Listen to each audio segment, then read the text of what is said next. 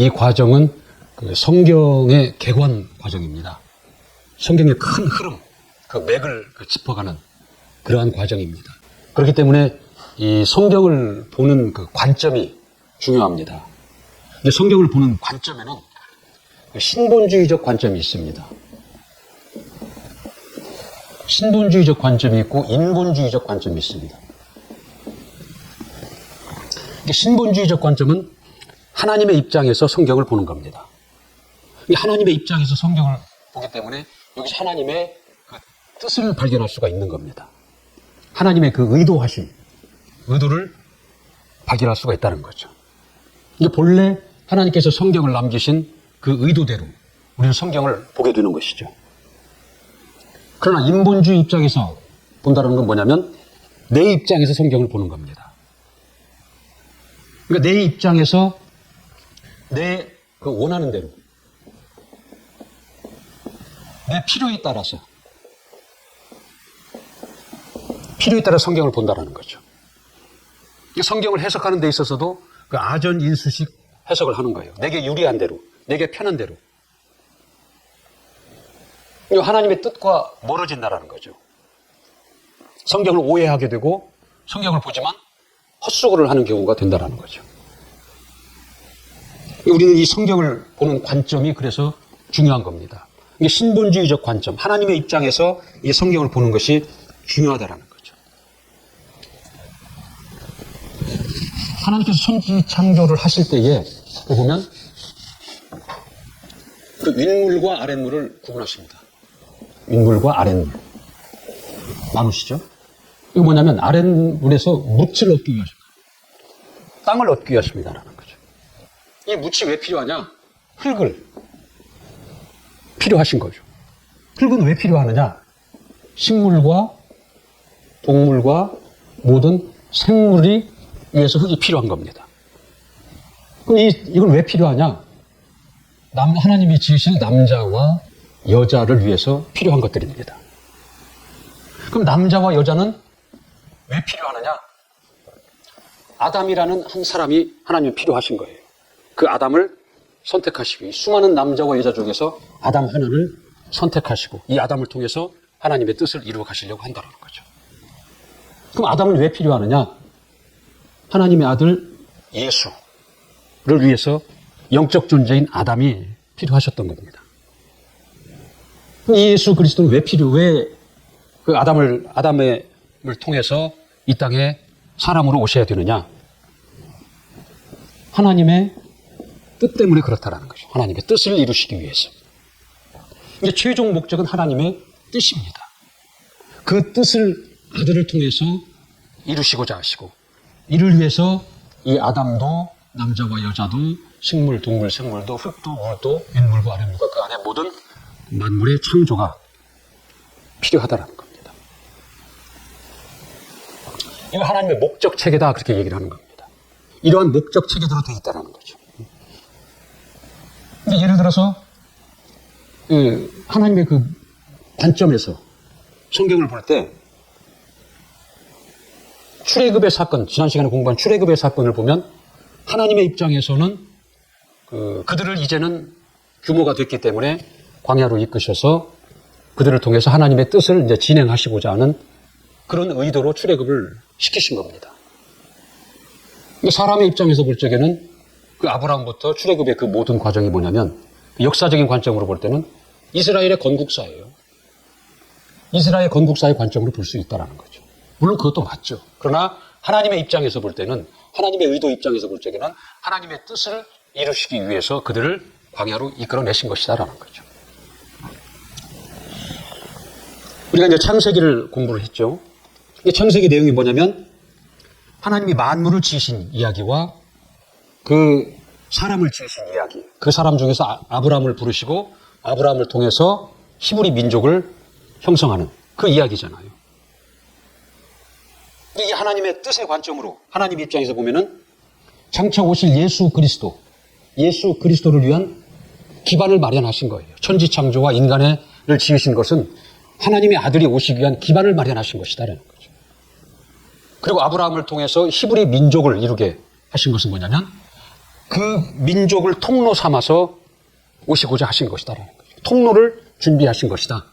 그렇게 볼 수 있는 거예요. 그 출애굽기는 뭐냐면 하나님께서 애굽에 들어가서 그들을 애굽으로 보내서 애굽에서 하나의 거대한 민족을 형성케 하시고 이제 때가 됐음에 그들을 애굽에서 이제 끌어내시잖아요. 끌어내셔서 광야로 나오게 하시고 시내산에서 그들과 언약을 맺습니다. 너희를 내가 제사장 나라로 삼겠다. 그리고 너희는 내 백성이 되고 나는 너희의 임금이 될 것이다. 그런 약속, 계약을 맺고 이제 하나님의 백성으로서 지켜야 할 율법을 계시하십니다. 그리고 이제 하나님을 모실, 하나님의 이름을 모실 성전으로서 성막을 그들에게 계시하시고 성막을 짓는 이야기가 출애굽기의 이야기다라는 거죠. 이 창세기와 출애굽기의 주요 그 내용들입니다. 지금 우리가 공부하고 있는 창세기, 출애굽기, 레위기, 민수기, 신명기 이 5권의 책을 그 모세 오경이다 그렇게 얘기를 합니다. 이게 모세가 기록한 5권의 성경 그 이야기입니다. 그래서 이 모세 오경은 나머지 성경의 그 기초를 제공하는, 기초를 담고 있는 그 저수지와 같은 책입니다. 오늘은 그 모세 오경 중에서 3번째 책인 레위기에 관해서 공부를 하도록 하겠습니다. 그 레위기는 뭐냐면, 이 책은 뭐냐면 하나님의 백성이 된 이스라엘, 하나님이 그들을 불러서 광야 시내산에서 계약을 맺잖아요. 나는 너희의 임금이 되고 너희는 내 백성이 되리라 하고 계약을 맺습니다. 하나님의 백성이 된 자들, 그들에게 하나님이 계시하신 그 율법에 관한 내용이 이 레위기에 관한 레위기의 내용입니다. 그 율법에는 명령이 있고 규례가 있고 법도가 있다는 거죠. 율법에는.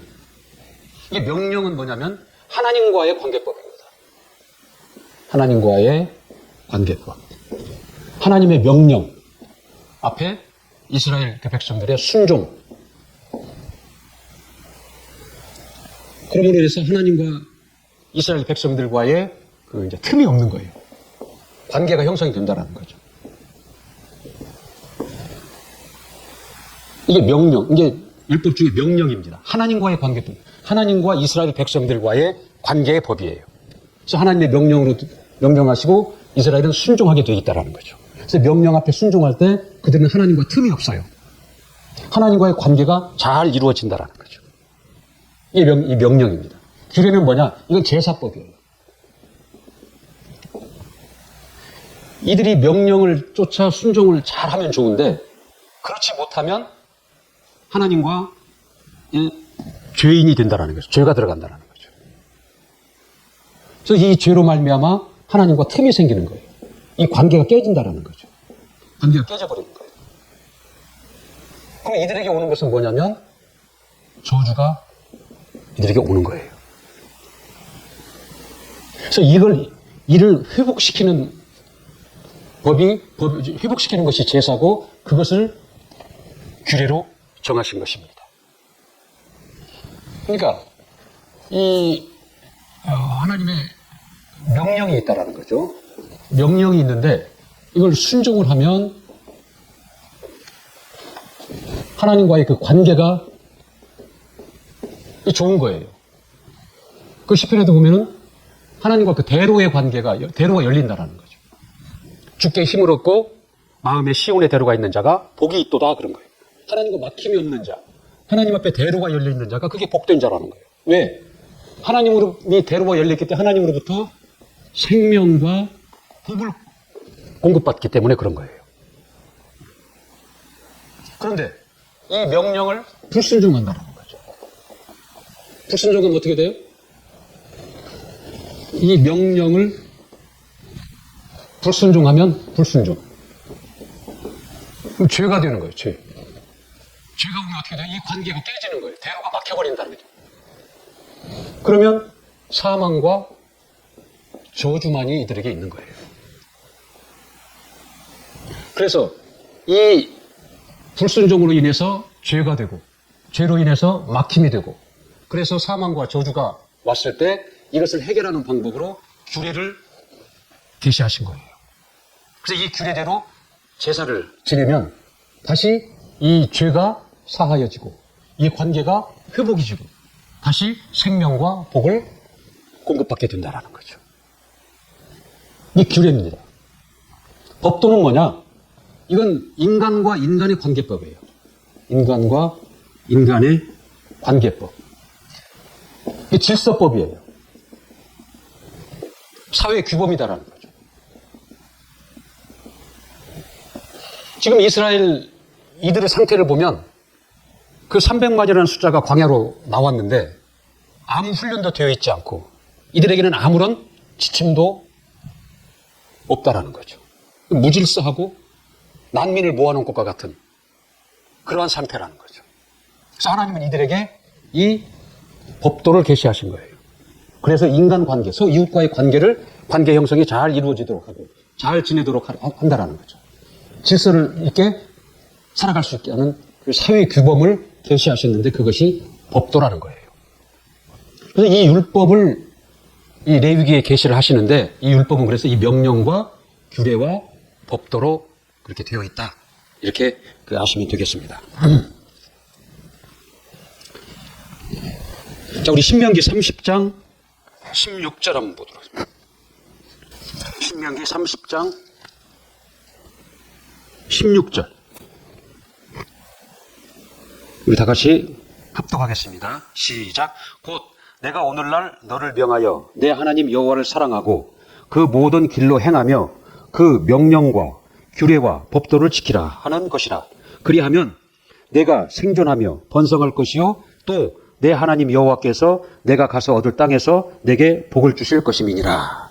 하나님은 이 명령과 규례와 법도를 계시하시고 이 명령과 규례와 법도를 지키고 따르는 자에게 복을 주시겠다라고 약속을 하시는 겁니다. 그 신명기 29장 앞으로 가서 29장 한번 보세요.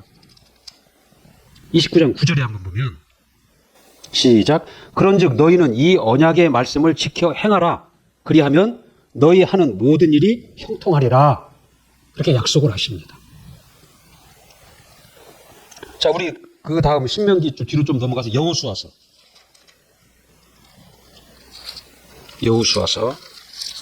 1장.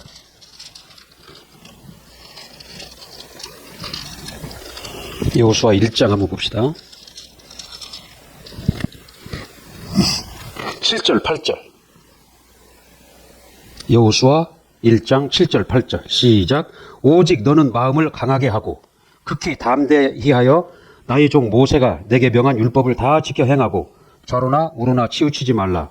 그리하면 어디로 가든지 형통하리니 이 율법책을 내 입에서 떠나지 말게 하며 주야로 그것을 묵상하여 그 가운데 기록한 대로 다 지켜 행하라. 그리하면 내 길이 평탄하게 될 것이라. 내가 형통하리라 하신다.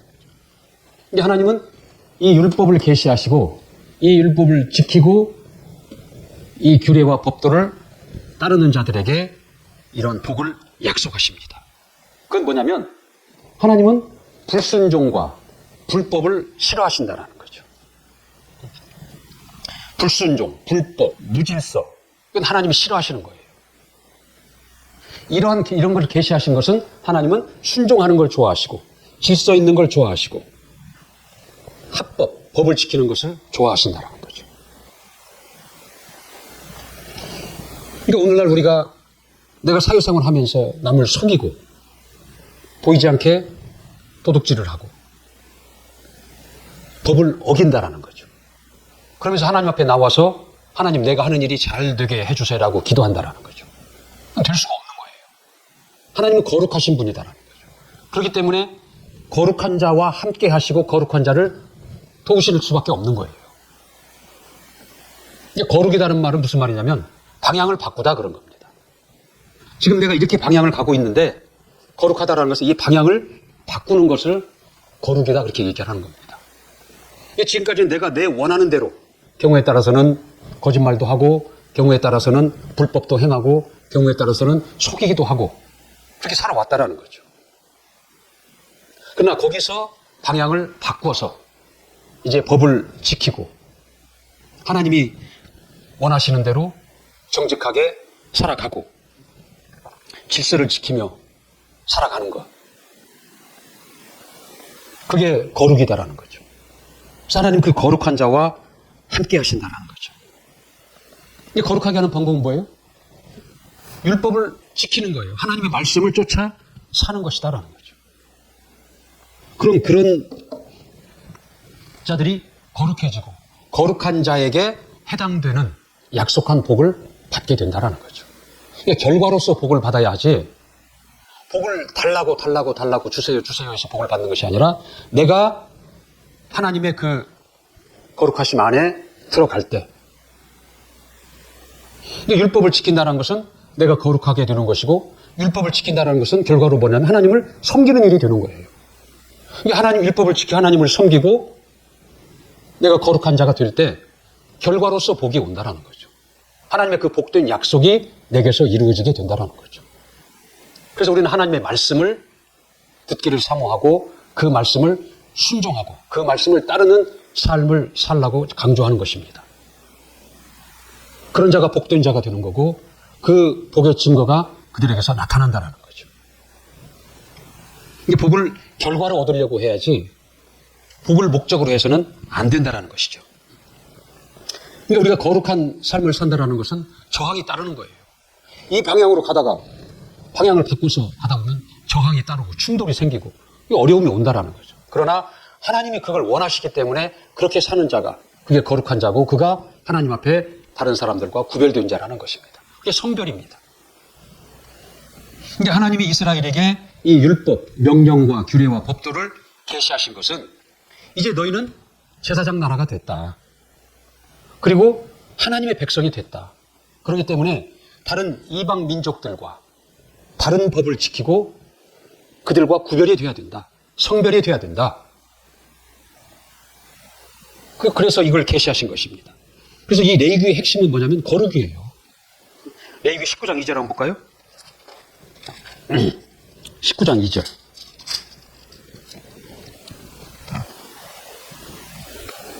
시작. 너는 이스라엘 자손의 온 회중에게 고하여 이르라. 너희는 거룩하라. 나 여호와 너희 하나님이 거룩함이니라. 하나님이 거룩하시니 너희도 거룩하라. 하나님을 드러내고 나타낼 제사장된 너희들 그리고 하나님의 백성된 너희들은 하나님이 거룩하니 너희들도 거룩하라. 그러는 겁니다. 레위기의 핵심은 뭐냐면 거룩하라라는 거예요. 하나님이 거룩하니 너희도 거룩하라. 그러는 겁니다. 그래서 레위기는 크게 이제 두 부분으로 되어 있습니다. 이게 첫 번째 부분은 그 제사법. 첫 번째 부분은 그 제사에 관한 법입니다. 이 제사에 관한 법. 그 다음에 두 번째는 사회법이에요. 사회 규범. 질서 있게 살아가기 위한 규범, 생활법이다라는 거죠.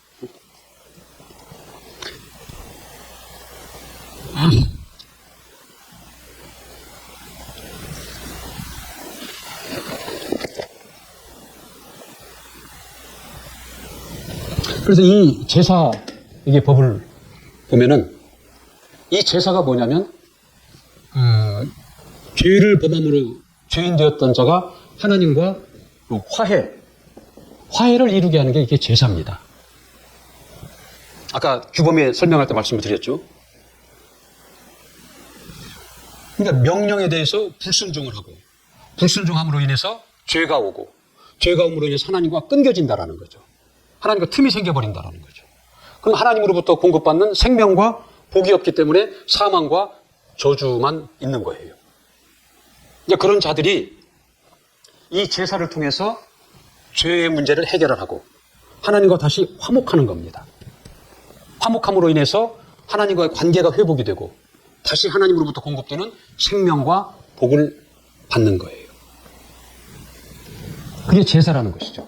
하나님과 화해를 이루게 하는 거예요. 하나님과의 관계가 깨졌을 때 하나님의 명령에 불순종해서 죄가 들어와 하나님과의 관계가 깨져버리고 하나님과의 관계가 단절이 되어버렸다는 거예요. 그럴 때 다시 죄를 없이 하고 하나님과 관계를 회복하고 하나님과의 그 시온의 대로를 다시 열고 하나님으로부터 오는 생명과 복을 받게 하는 것이 그게 제사라는 것이죠. 그래서 제사의 그 종류를 보면 뭐 번제, 소제, 화목제, 속죄제, 속건제 이런 종류가 나오죠. 이 제사는 뭘 지금 비유로 나타내고 있냐면 예수 그리스도, 신약에 와서 예수 그리스도의 대속, 이 대속. 예수 그리스도가 오셔서 우리를 위해서 어떻게 하셨어요? 헌신하셨어요. 자신의 피와 살과 목숨을 다 내어주셨다는 거죠. 헌신하시고 그분의 그 봉사, 아무 값 없이 우리에게 그걸 다 베풀어 주셨다는 거죠. 그분의 헌신과 봉사와 그 수고, 이것을 이제 비유로 나타낸 것이 그 뭐 소제, 번제, 소제, 화목제, 속죄제, 속건제, 이것의 비유다라는 거죠. 예수 그리스도의 그 대속에 위한 그 헌신, 봉사, 수고, 이게 그의 죽으심, 그의 피 흘리심, 이것을 비유로 나타내는 것이 그 제사의 종류다라는 거죠.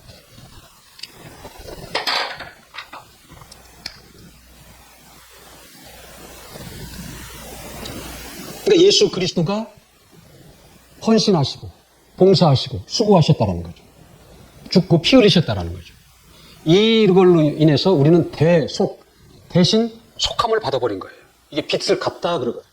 근데 예수 그리스도의 이 헌신과 이 수고를 통해서 우리가 감당해야 될 것을 그가 다 갚아주셨다는 거예요. 빚을 갚아주셨다는 거죠. 그래서 우리는 거기서 자유함을 얻는 거예요. 이것의 비유로 그 제사를 지금 설명을 하고 있는 것이다라는 거죠. 근데 이 제사법의 핵심은 뭐냐? 피예요, 피. 피가 핵심이다라는 거죠. 이 제사에 빠질 수 없는 것이 핵심이 피다라는 거죠.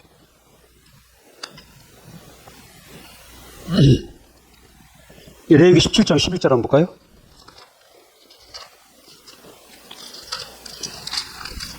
(17장 11절) 시작. 육체의 생명은 피에 있음이라. 내가 이 피를 너희에게 주어 단에 뿌려 너희의 생명을 위하여 속하였나니 생명이 이 피에 있으므로 피가 죄를 속하느니라 그랬어요. 피가 죄를 속하느니라. 피에 생명이 있고 피가 죄를 속하느니라. 그렇게 하나님이 말씀하고 있습니다. 이게 하나님의 명령 있는데 불순종한다라는 거죠. 죄가 되죠? 죄가 되면 하나님과 끊겨진다는 거죠. 단절이 되어버린다는 거죠. 그럼 뭐가 와요? 사망과 저주가 온다는 거죠. 그래서 제사는 뭐예요? 이 제사를 드림으로 인해서 이제 이 죄를 해결받는 거예요. 죄가 해결이 되고 여기서 다시 하나님과 화목이 이루어진다는 거죠. 관계가 회복이 된다는 거죠. 생명과 복을 받게 된다는 거죠. 근데 이 제사의 핵심이 뭐냐? 피다라는 피. 이 피가 들어가면 이 죄가 해결이 되고 화목이 이루어지고 생명과 복을 얻게 된다라는 거죠. 17장 11절에 뭐라고 그랬어요? 피에 생명이 있다. 그 피가 죄를 속한다. 그렇게 표현하고 있잖아요. 근데 이스라엘이 마지막에 나올 때 그 6월절 사건이 있었잖아요. 거기 핵심이 뭐예요? 양의 피였어요. 양의 피를 바른 이스라엘, 히브리 민족의 가정에서는 유월했잖아요. 재앙이 지나가는데 넘어서 지나갔다라는 거죠. 유월절이라고 그랬잖아요. 그러나 양의 피가 발라져 있지 않는 그 애굽의 왕부터 모든 종과 짐승에 이르기까지 그 재앙이 그림자가 지나갔다라는 거죠. 넘어가지 않고 그냥 지나갔다라는 거죠. 그 결과로 처음 난 것이 왕의 자식부터 종의 자식, 짐승까지 다 죽게 되잖아요. 2월절의 그 핵심도 피다라는 거죠. 이것은 예수 그리스도의 피를 지금 예표하고 있는 거예요. 비유로 좀 설명하고 있다라는 거죠. 결국 이것도 예수 그리스도에 관한 이야기예요. 그래서 히브리서 10장 19절 20절에 보면은 예수 그리스도 피로 열어놓으신 새롭고도 산 길로 나아가라 그랬거든요. 예수 그리스도가 피를 흘리심으로 인해서 이 죄인이 하나님께 나아갈 수 있는, 하나님과 화목할 수 있는 길이 열렸다라는 거예요.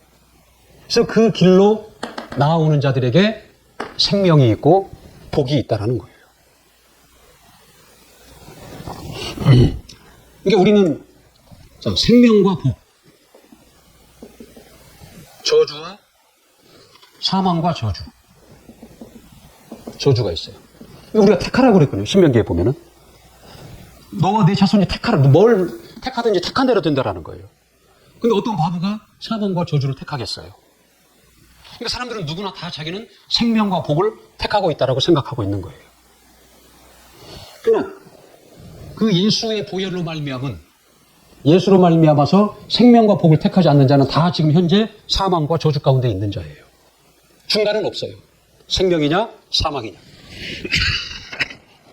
복이냐 저주냐 그 둘밖에 없다라는 거죠. 선택의 여지가 없는 거예요. 그래서 내가 예수 안에서 예수의 피로 말미암은 생명과 복이 없으면 지금 모든 사람은 다 사망과 저주 가운데 있는 거예요. 중간은 없다라는 거죠. 자, 이 제사법에 대해서 이제 설명이 나오죠. 그 다음에 그 제사장에 관한 법이 나옵니다. 이 제사장을 어떻게 해서 제사장은 거룩해라. 그 제사장의 복장은 어떻게 하라. 제사장에 관한 규정들이 쭉 이제 게시되어 있죠. 그리고 제사장의 제사법이 나오는 거예요. 제사장 자체도 사람이다라는 거예요. 죄인이다라는 거죠. 그러니까 제사장이 죄인이기 때문에 제사장으로서 그 죄를 해결하는 제사장의 제사법이 또 나온다라는 거죠. 그리고 그 제물에 대한 제사를 지내려면 제물이 필요한데 제물에 관한 법이 또 나와요. 그러니까 있는 자들은 소를 잡아서 양을 잡아서 제사를 드리는데 없는 자는 어떻게 할 거냐 그럼. 그래서 없는 자를 위해서 하나님의 배려가 있다라는 거죠. 그래서 없는 자는 비둘기. 그것도 안 되면 고운 가루로 제물을 삼아서 제사를 드려라. 그렇게 한다는 거죠. 하나님의 그 성품, 그 인간을 긍휼히 여기시고 인간을 사랑하시는 하나님의 성품이 이 제물에서도 나타나고 있는 거예요. 이런 걸 계시하신 것은 뭐냐면 하나님은 부유한 자나 없는 자나 다 하나님 앞에 나와서 하나님의 긍휼하심을 입고 하나님의 은혜를 입고 하나님의 생명과 복을 받기를 원하시는 하나님의 성품을 나타내고 있다는 거죠. 하나님은 형식, 금액이 많고 적음 이것이 중요한 것이 아니라 사람의 중심을 보신다라는 거죠. 마음의 중심을 보고 있다라는 거죠. 그래서 그 중심에 내가 가진 것은 없어 비록 비둘기로 드릴지라도 그 중심을 보시고 하나님은 그를 받으시고 하나님은 그를 용서하시고 하나님과 다시 화목해 하시고 하나님으로부터 공급되는 생명과 복을 받게 하신다라는 거죠.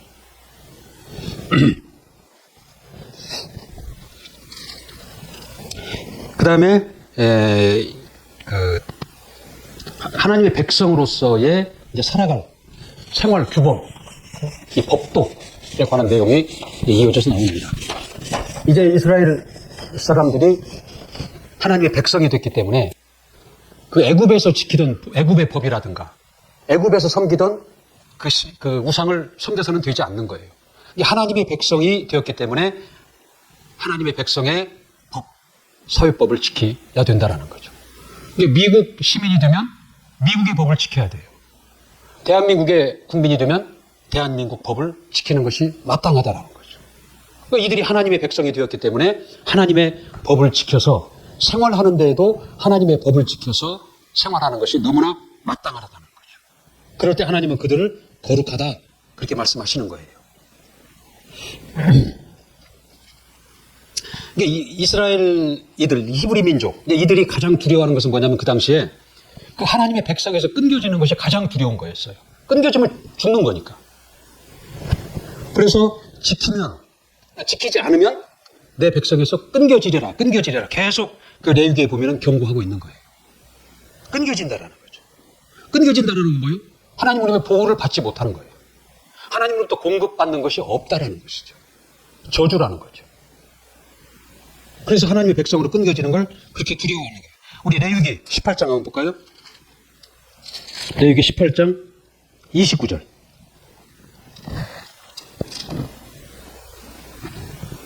시작. 무릇 이 가증한 일을 하나라도 행하는 자는 그 백성 중에서 끊쳐지리라 그랬거든요. 하나님이 계시하신 걸 지키지 않고 가증한 일을 행한 자는 하나님의 백성에서 끊쳐지리라. 그렇게 경고하는 거예요. 22장 3절 한번 볼까요? 레위기 22장 3절. 시작. 그들에게 이르라.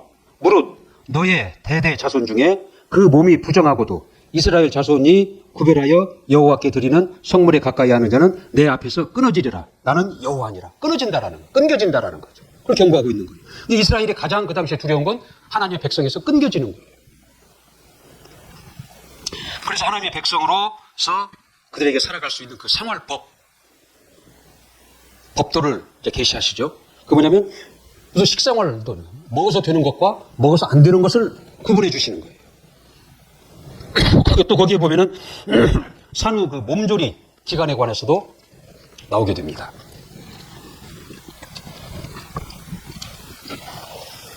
여자 아이를 출산하고 나면 그 산모의 그 혈이 피가 깨끗해지는 데는 33일이 걸린다는 거예요. 남자 아이를 출산했을 때. 근데 여자 아이를 출산했을 때는 그 산모의 그 혈이 깨끗해지는데 66일이 걸린다는 거예요. 이게 성경이 다 나와 있는 얘기예요. 근데 오늘날 과학적으로 이게 그렇다라는 거예요. 이런 것까지. 그리고 병의 진단과 처방에 관한 그 법도가 나오고 성윤리, 사회윤리에 관한 법도를 또 계시하시고 그다음에 대속죄일이 나오잖아요. 1년에 한 차례씩 대제사장이 지성소에 들어가는 것에 관한 내용. 대속죄일. 그다음에 절기가 나오잖아요. 그 대표적인 게 뭐예요? 6월절이잖아요. 6월절이 뭐예요? 그들이 애굽에서 마지막에 나올 때 그들에게는 죽음이, 사망이 6월했잖아요. 그걸 기념하는 거예요. 이게 절기라는 것은 뭐냐면 기념하는 겁니다. 하나님이 베푸신 그 은혜를, 하나님 베푸신 사랑을 기념하는 겁니다. 기념해서 뭐 하는 거예요? 하나님께 감사하는 거예요. 그 절기를 지킴으로 인해서, 기념함으로 인해서 하나님께 감사하는 거예요. 하나님이 우리를 이렇게 살려주셨구나. 우리 6월절 그 사건으로 다 애굽에서는 장자가 죽었는데 우리는 그 재앙이 우리를 넘어갔다. 6월했다. 감사하는 겁니다. 감사를 기억하는 거예요. 그걸 잊지 않는 거예요. 하나님의 은혜를 잊지 않는 것이다라는 거죠. 기억.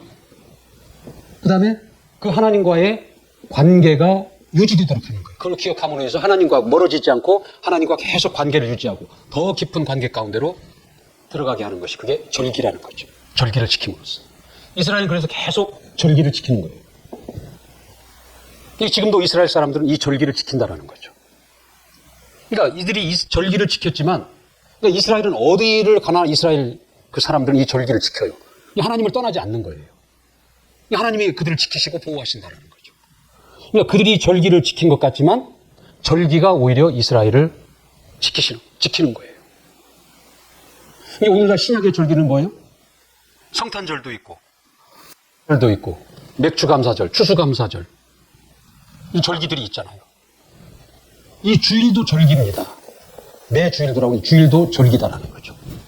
이 절기에 하나님을 기념하는 거예요. 하나님이 우리에게 베푸신 은혜를, 예수 그리스도의 그 피 흘림의 그 대속의 은혜를 기억하고 그걸 감사하는 겁니다. 주일날 나와서. 그걸 계속 잊지 않고 기억하는 거예요. 우리가 죽을 때까지. 그리고 그를 위해서 하나님과의 관계를 계속 유지해 가는 겁니다. 그리고 더 깊이 하나님과의 관계 가운데로 들어가게 한다는 거죠. 그게 절기예요. 이게 주일도 절기라는 거죠. 그래서 주일을 지키라는 거예요.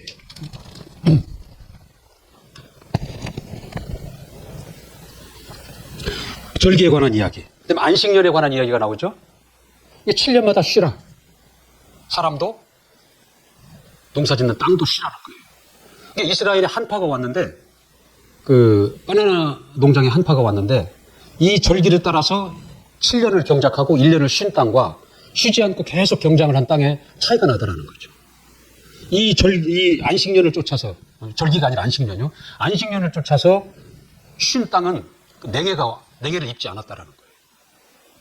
근데 욕심을 부리고 쉬지 않고 계속 경작하는 땅에서는 냉해를 입었다라는 거죠. 근데 하나님이 운영하시는 법칙이에요, 이런 것들이. 이게 주일도 그렇잖아요. 6날은 일하고 하루는 쉬라라는 거예요. 그 쉬는 날 쉬면서 이 주일날 하나님을 기념하고 감사하고 기억하고 관계를 유지하라는 거예요. 이 주의를 지키라는 것은 어찌 보면 하나님을 위해서라기보다는 우리를 위한 거예요. 우리를 위해서. 하나님의 법칙이 그러기 때문에. 이게 일주일에 쉬지도 않고 돈 벌 욕심에 계속 일을 하다 보면 결국 몸이 무너져요. 모든 관계가 깨져버린다는 거죠. 근데 하나님이 이 우주 만물을 지으시고 운용하시는 법칙이 있다는 거죠. 그 법칙 안에 들어가 살 때 그 순리대로 모든 것들이 이루어지는데 그걸 벗어나면 문제가 생기는 것이다라는 거죠. 거기에. 그래서 하나님이 그 정하신 명령과 규례와 법도를 지키는 것이 중요한 것입니다. 안식년의 얘기도 나오죠. 그 다음에 그 복과 저주의 이야기가 나옵니다. 지금까지 계시한 이 명령과 규례와 법도를 지키면 복을 받고 지키지 않으면 저주를 받는다는 내용이 이어집니다. 26장 한번 봅시다. 레위기 26장.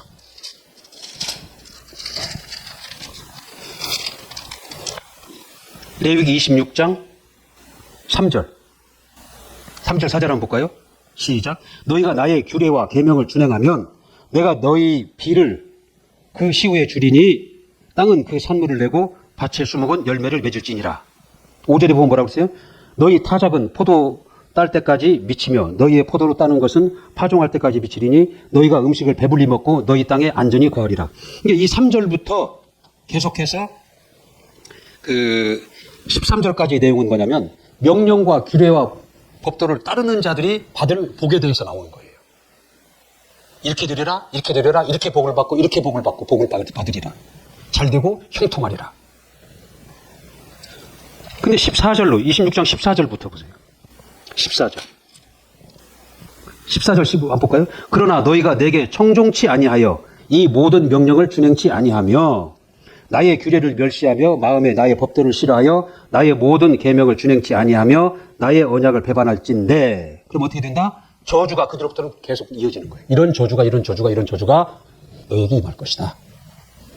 이제 앞에 13장까지는 순종하는 자에게 받을 복, 순종하는 자에게 해당되는 결과에 대해서 기록하고 있고, 이 14절부터 39절까지는 불순종하는 자에게 임할 저주에 대해서 기록이 나온다는 거죠.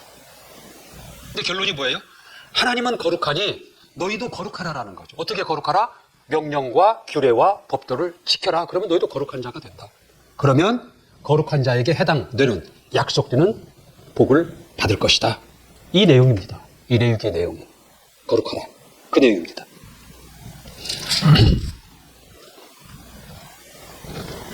자,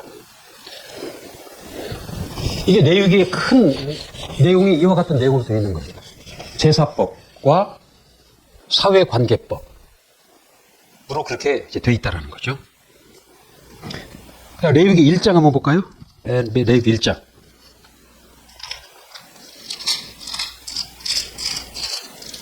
레위기 1장 1절부터 우리 9절까지 한번 같이 합독합시다. 레위기 1장 1절부터 9절까지. 자, 이건 이제 제사를 드리는 그 절차, 방법을 하나님이 계시하신 거예요. 자, 어떤 절차와 방법이 있는지 그걸 염두에 두시고 1절부터 레위기 1장 1절부터 9절까지를 한번 읽어보도록 하겠습니다. 시작. 여호와께서 회막에서 모세를 부르시고 그에게 일러 가라사대 이스라엘 자손에게 고하여 이르라. 너희 중에 누구든지 여호와께 예물을 드리려거든 생축 중에서 소나 양으로 예물을 드릴지니라. 그 예물이 소의 번제물이면 흠 없는 수컷으로 회막 문에서 여호와 앞에 연락하시도록 드릴지니라. 그가 번제물의 머리에 안수할지니 그리하여 연락되어 그를 위하여 속죄가 될 것이라. 그는 여호와 앞에서 그 수송피를 잡을 것이요 아론의 자손 제사장들은 그 피를 가져다가 회막 문 앞 단 사면에 뿌릴 것이며 그는 또 그 번제 희생의 가죽을 벗기고 각을 뜰 것이요 제사장 아론의 자손들은 단 위에 불을 두고 불 위에 나무를 벌려놓고 아론의 자손 제사장들은 그 뜬 각과 머리와 기름을 단 위에 불에 있는 나무에 벌려놓을 것이며 그 내장과 정갱이를 물로 씻을 것이요 제사장은 그 전부를 단 위에 불살라 번제를 삼을지니 이는 화제라 여호와께 향기로운 냄새니라. 자, 제사를 지내는데 그 첫 번제를 지내는데 그 첫 번째 순서가 뭐냐면 흠 없는 수컷을 가지고 오라는 거죠. 흠 없는 수컷을 골라서 성막 앞으로 끌고 와라. 이제 그런 겁니다. 그런데 이 흠없는 수컷을 골라오는데 이건 중간에 사오라는 얘기가 아니에요. 그 생축이라는 그 원어의 의미는 가축이라는 의미라는 거예요. 가축, 집에서 기른다라는 거죠. 이게 집에서 기르는 것 중에서 흠없는 것을 끌고 성막 있는 곳까지 끌고 와라. 이제 그 얘기거든요. 그러나 성막이 가까운 데 있는 데는 문제가 없겠죠. 끌고 오는데도. 근데 성막이 먼 데서 끌고 오는 자는 오다가 만약에 소를 끌고 오는데 소를 끌고 오다가 소가 돌부리에 부딪혔어요. 발을. 상처가 났다라는 거예요. 흠이 생겨버린 거예요. 그럼 그건 안 된다라는 거예요. 흠이 없는 걸로 드려야 된다라는 거거든요. 근데 흠 없는 수컷을 골라서 문 안까지 앞에까지 끌고 와야 된다라는 거죠. 그러니까 이들의 제사는 이미 집에서 그 소를 고르는 데부터 이미 시작이 된 거예요. 이것도 비유예요. 오늘날 우리가 주일 예배를 드리는데 헌금을 드리잖아요. 그러니까 우리 예배는 언제부터 시작되는 거예요? 벌써 그 헌금을 집에서 준비할 때부터 우리 예배는 시작이 되는 거예요. 그러니까 이들이 이제 수컷을 골라서 끌고 온다. 2절에 그렇게 되어 있죠. 이스라엘 자손에게 고하 이르라 너희 중에 누구든지 여호와께 예물을 드리려거든 생축 중에서 소나 양으로 제물을 드릴지니라. 3절에 그 예물이 소의 번제이면 흠없는 수컷으로 휴망분에서 여호와 앞에 연락하시도록 드릴지니라 그랬거든요. 그 다음에 뭐냐면 안수한다라는 거죠. 4절이 그렇죠. 그가 번제물의 머리에 안수할지니 안수한다는 이게 안수의 의미는 뭐냐면 이 소의 머리에 만약에 안수를 하면은 이 제물을 이 소라는 제물을 나의 죄로 여겨 주옵소서. 내 죄가 소에게로 옮겨가서 나의 죄로 여겨 주옵소서 하는 것이다. 이게 안수의 의미예요. 그러니까 내 죄가 소에게로 전가되는 것이다. 이 안수는 뭐예요? 전가의 의미가 있다는 거죠. 내 죄가 제물에게로 전가되는 그런 의미로 안수를 한다는 거죠. 내가 안수를 하는 순간 내 모든 죄는 소에게로 전가가 되어버리는 거예요. 소에게로 넘어간다는 거죠. 그리고 이제 그 소가 죽잖아요. 그 소나 양이 죽으면 뭐가 죽는 거예요? 내 죄가 죽어버리는 거예요. 근데 이 안수가 전가다 그랬잖아요. 근데 이 전가가 쌍방향 전가라는 거죠. 그러니까 내 죄가 제물에게로 넘어가고 그 제물에 흠 없는 것이 내게로 옮겨진다는 거죠. 하나님께 흠 없는 것을 가져와라 한 이유가 거기에 있는 거예요. 흠 없는 것이 내게로 전가되고 내 죄가 그에게로 전가된다는 거예요. 쌍방향으로 전가된다는 거죠. 그래서 내 죄는 제물의 죽음으로 인해서 내 죄는 죽는 거예요. 그리고 그 제물에 흠 없는 것이 내게로 옮겨진다는 거죠. 이것도 뭐예요? 예수 그리스도에 관한 비유예요. 근데 예수 그리스도가 죽으셨다라는 거죠. 내 죄를 담당하시고 내 죗값으로 그가 죽으신 거예요. 그 예수 그리스도 흠없는 의, 하나님의 아들, 의잖아요. 그 의가 내게로 옮겨오는 것입니다. 그러니까 예수의 의로 나는 의롭게 된 거예요. 예수의 것이 내게로 옮겨지는 것이다라는 거죠. 그 예수의 생명으로 내가 영생하는 것이고 그의 의로 의롭게 되는 것이고 그의 이름이 내게로 옮겨오고 그의 나라가 내게로 옮겨오고 그의 권세가 내게로 옮겨다는 거죠. 하나님의 자녀됨의 그 신분이 내게로 또 옮겨진다는 거죠. 내 모든 것이 그에게로 옮겨지고 예수 믿는 것이 이런 어마어마한 것이다라는 거죠. 그것을 지금 비유로 이 제사가 나타내고 있는 거예요. 자, 안수를 한다라고 그랬죠. 그 다음에 뭐라고 그랬어요? 소를 죽인다고 그랬어요. 이 죽일 때 미간을 찌른다고 그랬어요. 이 눈썹과 눈썹 사이에 미간이라고 그랬어요. 미간을 찌르고 정맥, 몸을 찌른다는 거죠. 심장을 찌른다는 거예요. 그래서 소를, 제물을 죽인다는 거예요. 죽여서 어떻게 한다고 그랬어요? 번제단에 피를 뿌린다고 그랬잖아요. 그 다음에 뭐예요? 가죽을 벗긴다고 그랬다는 거죠. 죽여서 가죽을 벗기고 그 다음에 각을 뜬다라고 그랬어요. 각을 뜬다는 건 뭐냐면 목을 자르고 사지를 자르고 모든 뼈를 토막토막 낸다는 게 그게 각을 뜬다라는 거예요. 다 분리시켜버린다라는 거죠. 그리고 마지막에 어떻게 해요? 제사장이 그 모든 것을 번제단에 올려놓고 태워버린다라는 거예요. 그러니까 마지막에 9절에 가면 하나님이 뭐라고 그래요? 여호와께 향기로운 냄새니라 그랬거든요. 그것을 하나님은 향기로운 냄새로 받으신다라는 거예요. 어떻게 하나님은 그렇게 잔인한 것을 향기롭게 받으시느냐? 이게 뭐야? 이게 무슨 의미가 있냐라는 거죠. 근데 하나님은 죄의 미간이 찔려지고, 죄의 목이 따지고, 죄의 심장이 찔려지고, 죄의 동맥이 끊겨지고, 죄의 껍질을 벗기고, 죄의 토막나고 불살라지는 것을 하나님은 그걸 기뻐하신다라는 거예요. 그래서 그 향기로운 냄새라 그렇게 여기는 겁니다. 하나님 이처럼 죄를 극도로 싫어하신다라는 거예요. 죄라면은 목숨을 끊어버리고 껍질을 벗겨버리고 토막을 내버리고 불에 살리워질 정도로 죄를 증오하시고 죄를 싫어하신다라는 겁니다. 그랬을 때 하나님은 그 태우는 냄새를 향기로운 냄새니라 그러신다는 거죠. 그러니까 내가 죄인이라면 이 죄인에 대한 하나님의 분노가 이와 같다라는 거예요.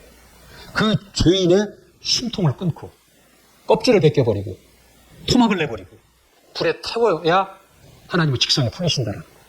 죄인을 그렇게 증오하고 죄인을 그렇게 미워하고 그런 형편에 처하게 하신다는 거예요.